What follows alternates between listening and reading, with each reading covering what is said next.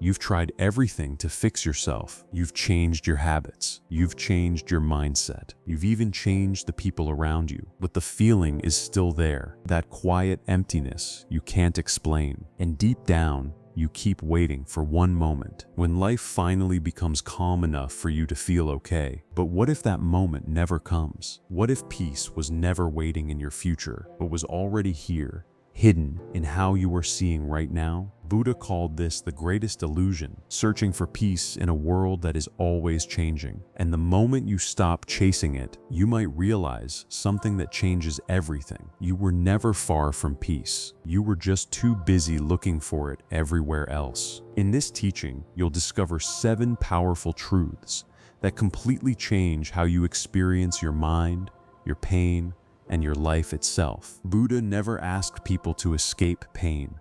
He asked them to understand it, because the moment you treat pain as an enemy, you begin a silent war inside your own mind. And in that war, there is no real victory, only exhaustion. You try to suppress what you feel, distract yourself from it, or pretend it is not there. But what you resist does not disappear. It stays, and over time it grows heavier inside you. Pain is not here to destroy you. It is here to reveal you. Most people misunderstand suffering. They assume that pain means something has gone wrong in their life. But in Buddha's teaching, pain is not proof of failure. It is proof that you are awake enough to feel, sensitive enough to notice, and human enough to be affected by life. If you look deeply, every moment of suffering carries something hidden inside it. Sometimes it shows you what you are attached to.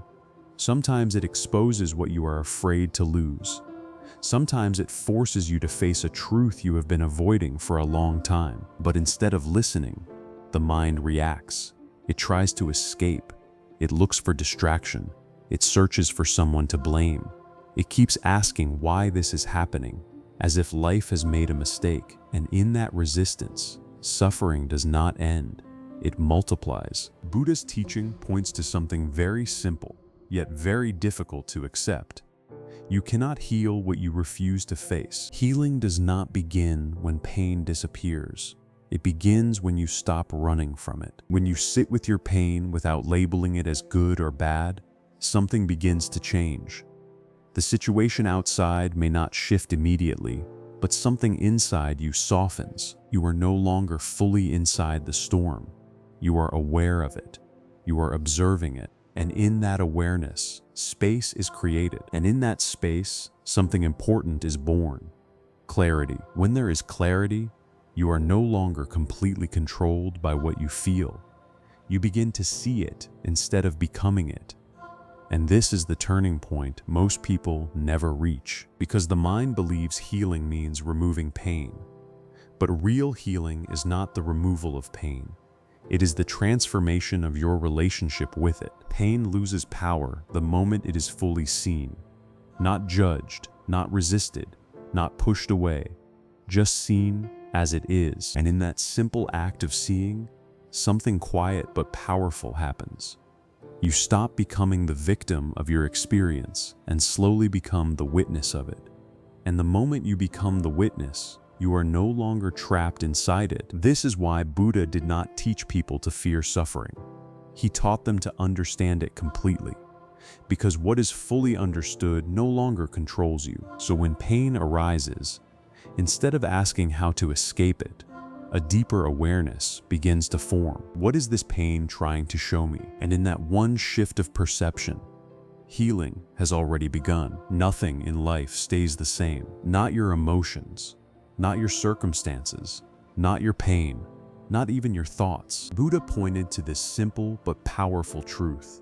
Everything is temporary. This is not a comforting idea at first. It feels unsettling, because the mind naturally wants stability. It wants something to hold on to. It wants to believe that whatever it is experiencing right now will last forever. When you are in pain, the mind whispers that this is permanent, that this sadness defines you, that this emptiness will never leave. But that is not reality. That is fear speaking. The truth is, everything you are feeling is in motion. It rises, it peaks, and then it fades. Just like waves in the ocean, nothing remains in the same form. The problem is not suffering itself. The problem is your belief that suffering will not end. This belief creates a second layer of pain. The first layer is what you feel. The second layer is the story you build around it. And it is that story that traps you deeper. Buddha's teaching of impermanence is not meant to deny your pain. It is meant to remove its illusion of permanence. When you truly understand that nothing stays, something begins to shift inside you. You stop clinging so tightly to what is happening. You stop resisting the flow of life. You begin to see that even your heaviest emotions are passing visitors, not permanent residents. And when something is known to be temporary, it loses its authority over you. Think about it. When you know a storm will pass, you do not panic the same way. You wait, you observe, you allow it to move through. This is the same awareness Buddha was pointing toward. Not escape, not denial, but understanding. Most people suffer more from resistance than from reality itself. They fight what is already changing. They hold on to what is already leaving. And in that struggle, they create unnecessary suffering. But when you stop resisting and start observing, something softens inside you. You realize that even your darkest moments are not fixed.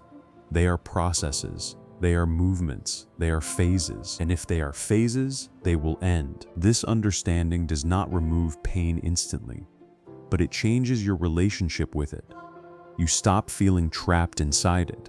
You start feeling like someone passing through it. And that shift is powerful, because when you know nothing is permanent, you stop building your identity on temporary states. You are no longer a broken person or a suffering person. You are someone experiencing suffering that will pass, and in that realization, the weight begins to lift. Buddha's message was simple but profound. Do not hold on to what is already changing. Let life move as it is meant to move, because the moment you stop trying to freeze life in place, you finally begin to live it. You keep searching outside for peace, for healing, for someone who will finally understand you. For a moment, a person, or a situation that will make everything feel complete again. But Buddha pointed to something most people avoid seeing. What you are looking for outside has never been missing inside. The habit of searching outward is deeply conditioned.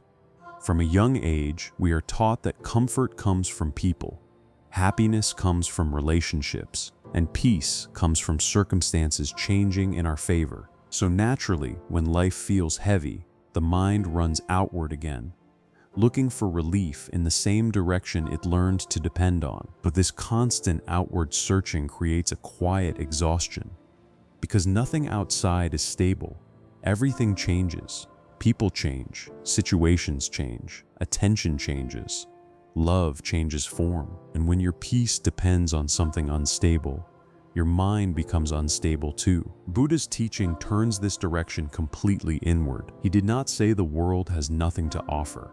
He said if you depend on the world for what can only be found within, you will remain in endless searching. The mind believes that if the right person arrives, or the right moment happens, or the right answer is found, then everything inside will finally settle. But even when those things arrive, the inner restlessness often returns, because the real issue was never outside. It was the dependency itself. When you constantly look outside, you give away your inner authority. Your emotional state becomes controlled by external conditions. If people are kind, you feel okay. If they are distant, you fall apart. If life flows smoothly, you feel peace. If it does not, you collapse internally. This is not freedom. This is dependence disguised as living. Buddha's message is not to reject life, but to stop outsourcing your inner stability to it. Because the truth is, everything you are searching for externally, peace, safety, clarity, wholeness, is already a quality of awareness itself. But it gets covered by constant chasing, thinking, and reacting. When you pause the outward search, even briefly, something subtle becomes noticeable. There is a quiet presence underneath the noise of thoughts. It is not created, it is not added, It is already there, but you rarely notice it because your attention is always moving outward. This is why people can have everything they once thought they needed and still feel empty, and others, with very little, can feel surprisingly steady. The difference is not in what they have. The difference is in where they are looking. Buddha was pointing to a radical shift. Stop trying to complete yourself through external things, and start recognizing what is already present before all seeking begins. This does not mean you stop living or caring. It means you stop believing that your wholeness depends on outcomes. And in that realization, something begins to settle on its own. Not because the outside world changed, but because the direction of your attention changed. And when attention turns inward, even for a moment, you begin to see that what you were chasing was never far away. Most people believe their suffering comes from life itself, from what happens to them, from what people say, from what they lose, from what they cannot control. But Buddha pointed to something far more uncomfortable and far more liberating. Your suffering is not created by life. It is created by the mind interpreting life. Two people can go through the exact same situation, yet experience completely different levels of pain. One may collapse emotionally while the other remains steady. One may feel destroyed while the other remains observant. The event is the same, but the experience is not. This difference is not in reality. It is in perception, and perception is shaped by the mind. The mind does not simply reflect reality. It filters it, interprets it, and often distorts it. It takes a single moment and builds an entire story around it. It does not just say, "This happened." It says, "This means something about me, my life, my future, my worth." And in that meaning, suffering is born. Buddha's teaching was not to change the world first, but to understand the mechanism through which the world becomes suffering inside you. Because if you do not understand the mind, you will believe every thought it produces. And when you believe every thought, you are no longer living life. You are being pulled through it. The mind has a powerful habit. It turns experiences into identities. A single failure becomes, "I am a failure." A single rejection becomes, "I am unwanted." A single painful moment becomes, "My life is always like this." This is where suffering deepens, not in the event, but in the interpretation of the event. Buddha called for awareness, not reaction. The ability to see thoughts as thoughts, not as absolute truth. But the untrained mind does the opposite. It merges with every thought that arises. It becomes what it thinks. It believes what it feels. It acts as if every internal voice is reality itself. And when you become completely identified with your thoughts, you lose space. There is no distance between you and the mental activity happening inside you. Everything feels personal. Everything feels final. Everything feels true. This is where suffering becomes overwhelming, because now you are not just experiencing life. You are experiencing life through a constantly interpreting mind that rarely stays still. Buddha's insight was simple but profound. You are not your thoughts. You are the awareness that notices them. Thoughts arise, they move, they change, they contradict each other. They are influenced by memory, fear, conditioning, and imagination. They are not stable. They are not absolute. They are not you, but awareness, that quiet capacity to observe, does not change in the same way. It remains present whether thoughts are peaceful or chaotic. When you begin to notice this distinction, something subtle begins to shift. You stop reacting to every thought as if it is a command. You begin to see it as a passing mental event, something that appears, stays for a moment, and disappears. And in that space of observation, suffering begins to lose its intensity, because suffering depends on identification. If you believe a thought completely, it becomes your reality. But if you see it clearly, it becomes just a thought. This does not mean the mind stops creating painful thoughts.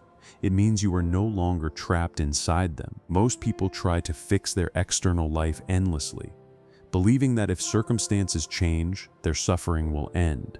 But even when circumstances improve, The same patterns often return because the interpreting mind is still the same. This is why Buddha focused on inner awareness, not to deny life, but to stop mistaking mental interpretation for reality. When awareness increases, distance is created.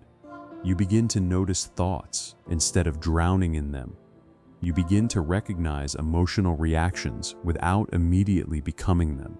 You begin to see that what you call my suffering is actually a series of passing mental events combined with identification. And in that recognition, something powerful happens. The intensity of suffering weakens, not because life has become perfect, but because you are no longer fully merging with every mental story it produces. This is the shift Buddha was pointing toward, from being inside the mind to being aware of the mind. Because once you are aware, you are no longer fully controlled. And once you are no longer fully controlled, suffering no longer defines you. There is a misunderstanding most people carry their entire lives without ever questioning it. They believe that being alone is the same as being lonely. So they avoid solitude. They fill silence with noise. They fill empty moments with distractions. They fill their minds with constant activity, constant input, constant presence of others, even if it is digital, even if it is artificial, just to avoid facing themselves. But Buddha drew a very clear distinction that most people miss completely. Solitude is not loneliness. Loneliness is a feeling of lack. Solitude is a state of presence. One comes from dependence. The other comes from awareness. Most people are not afraid of being alone. They are afraid of meeting themselves without distraction, because when there is no external noise, something else becomes visible. Thoughts that were previously ignored begin to surface. Emotions that were suppressed begin to rise. Memories that were buried begin to return.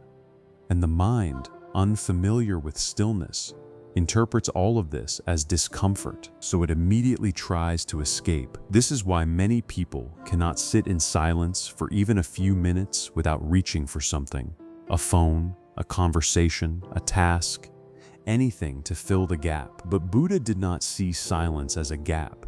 He saw it as a doorway into direct experience of the mind itself. He meditated not to escape life, but to understand it without distortion. Because when you are constantly surrounded by stimulation, you never see your mind clearly.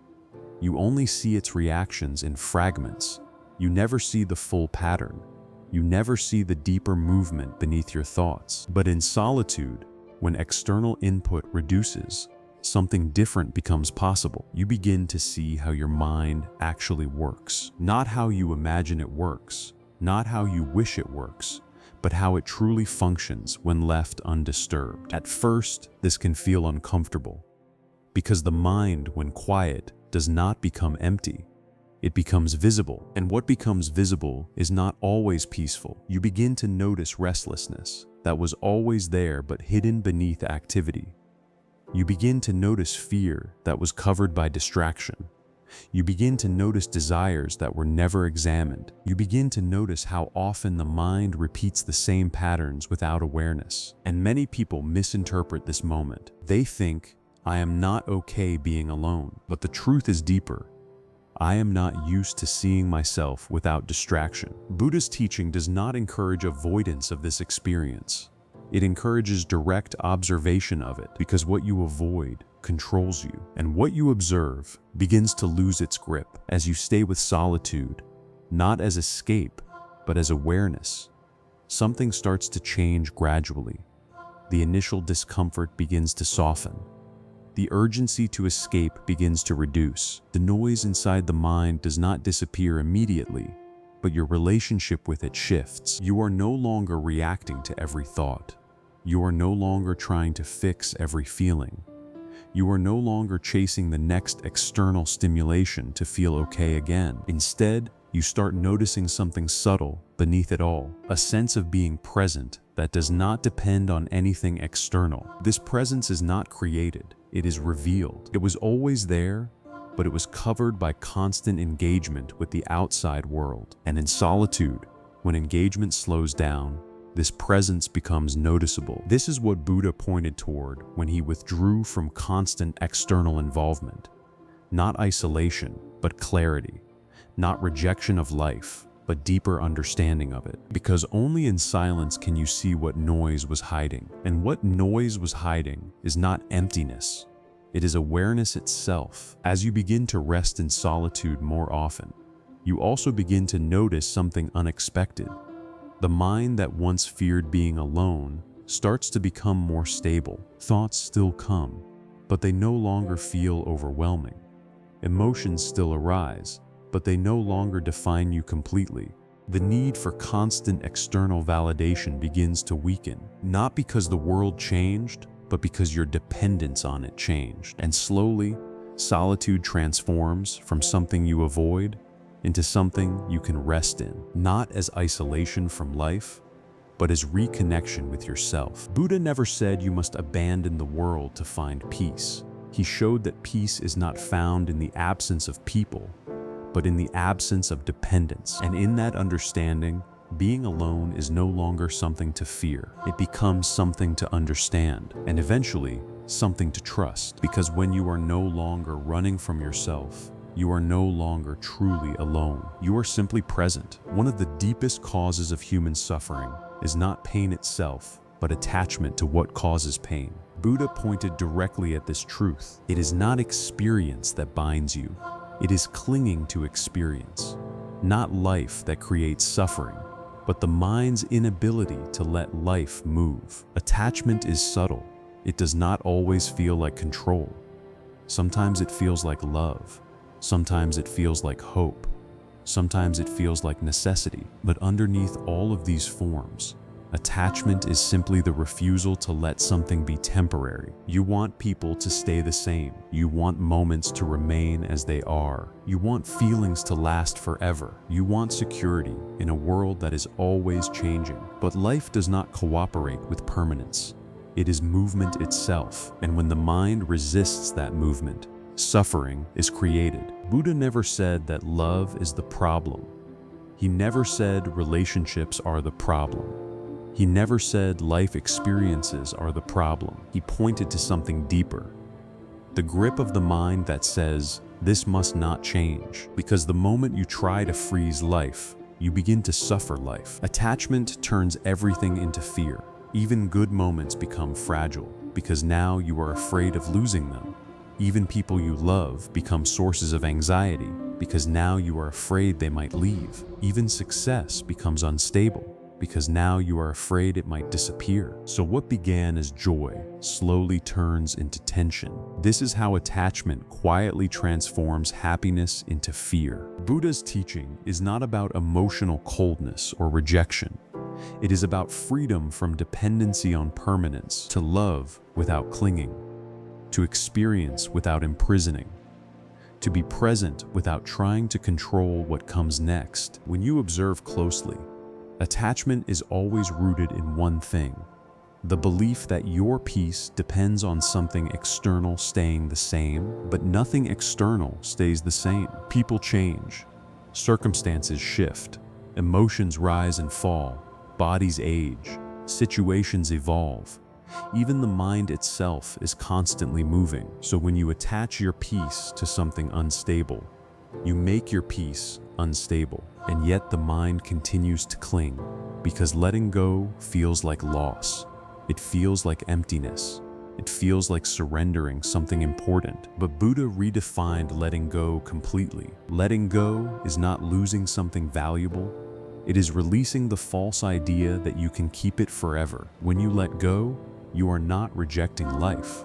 You are no longer trying to control it. And in that release, something unexpected happens. The intensity of suffering reduces, not because life becomes perfect, but because the pressure of holding it in place disappears. You begin to experience things more fully, without the background fear of losing them every moment. You begin to relate to people more freely, without demanding that they remain unchanged. You begin to live without constantly trying to secure what is naturally flowing. And in that way, life becomes lighter, because you are no longer fighting its nature. Buddha's wisdom here is simple but profound. Suffering does not come from having things, but from clinging to them as if they are permanent. When you understand this deeply, not just intellectually, but through direct awareness, something inside you softens. You stop tightening your grip on life. And in that loosening, you discover something powerful. Peace was never in holding on. It was always in letting life be what it already is. Most people are waiting for peace. They imagine it as a destination, a final point in life, where everything finally settles, where problems stop appearing, where the mind becomes silent forever, where suffering ends once and for all. But Buddha did not describe peace as a destination. He described it as a way of living. This is where most people get lost. They keep postponing peace into the future. When this changes, I will be peaceful. When that problem ends, I will be peaceful. When I achieve this, I will finally be okay. So peace becomes something always ahead of them, never inside their present moment. And life continues, but peace never arrives. Buddha's teaching breaks this illusion completely. Peace is not something you reach after everything is fixed. Peace is what you practice while everything is still unfolding. This is a radically different understanding because it removes peace from the realm of conditions and places it into awareness itself. Most suffering comes from the belief that your inner state must depend on outer conditions, that life must behave a certain way for you to be okay, that people must act a certain way, that circumstances must align perfectly, that nothing uncomfortable should be happening. But life does not obey mental conditions. It flows, it changes, it disrupts, it surprises. And if your peace depends on controlling that flow, you will never experience stability. Buddha's insight was not to control life, but to transform your relationship with it, because life will always contain difficulty. But suffering is not the difficulty itself, it is the resistance to it, the inner rejection, the mental tightening, the refusal to allow what is already happening. When you observe deeply, you realize something important. The mind is always reacting faster than awareness. It jumps, judges, resists, and labels before understanding what is actually present. And in that reaction, peace disappears. Not because reality changed, but because attention lost its balance. This is why Buddha emphasized mindfulness, not as a technique, but as a continuous state of seeing clearly, to see without immediately reacting, to feel without immediately becoming the feeling, to experience without immediately judging the experience. When awareness is present, something changes in the structure of experience itself. Events still happen, but they are no longer automatically turned into suffering. A situation arises, and instead of the mind immediately building a story around it, there is a moment of space, a moment of noticing, a moment where you are simply aware that something is happening. And in that space, peace is already present, not as an emotion, but as clarity, because peace is not the absence of movement in life. Peace is the absence of confusion in awareness. Most people think peace means everything must stop. No problems, no emotions, no discomfort, no uncertainty. But Buddha understood that life without movement is impossible. The body changes, the mind changes, the world changes. Movement is not the problem. The problem is identification with movement. When you become completely identified with every passing state, every thought, every emotion, every reaction, you lose inner stability. You become a reflection of circumstances instead of a witness of them. But when awareness strengthens, something shifts. You begin to notice emotions without becoming them. You begin to observe thoughts without believing every one of them. You begin to experience life without collapsing into it. This is not detachment from life. This is clarity within life. And in that clarity, peace becomes accessible, even in the middle of difficulty. Not because difficulty disappears, but because you are no longer completely absorbed by it. This is what Buddha called inner awakening, not escaping life, but seeing life without distortion. As this awareness deepens, something surprising happens. You stop chasing peace as a future achievement. You stop waiting for perfect conditions. You stop postponing your well-being. Instead, you begin to notice small moments of stillness, even in chaos. Moments where the mind is not fully caught. Moments where you are simply aware. Moments where there is no resistance, even if there is discomfort. And these moments begin to grow, not because life becomes easier, but because your awareness becomes more present. You begin to understand that peace was never missing. It was simply unnoticed, covered by constant mental movement, covered by identification, covered by expectation, covered by resistance. And as these coverings reduce, peace reveals itself naturally. This is why Buddha did not teach peace as something to obtain. He taught awareness as something to cultivate, because awareness does not depend on conditions. It is already here, beneath every experience. And when you stop running after peace as something outside of you, you begin to realize something deeply transformative. Peace was never ahead of you in the future. It was always here, in the present moment, waiting to be noticed, not created, not achieved, simply recognized. And in that recognition, the search ends. Not because life is perfect, but because you are finally present enough to see that it never needed to be. So now you understand something most people spend their entire lives searching for. Peace was never something you had to chase. It was never hidden in another person, another moment, or another outcome. It was always here in the way you are aware of this very moment. But the mind is powerful.